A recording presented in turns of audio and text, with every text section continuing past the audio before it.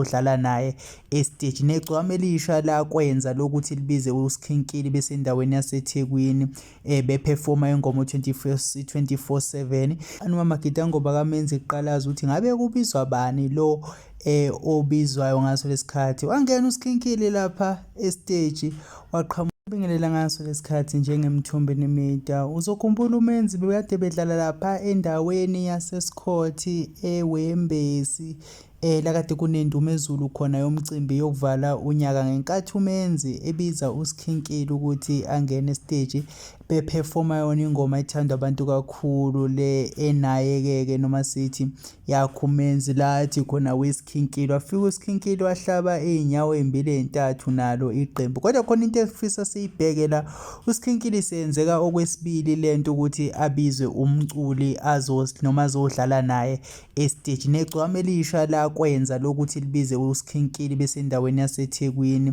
beperforma ingoma 24/7.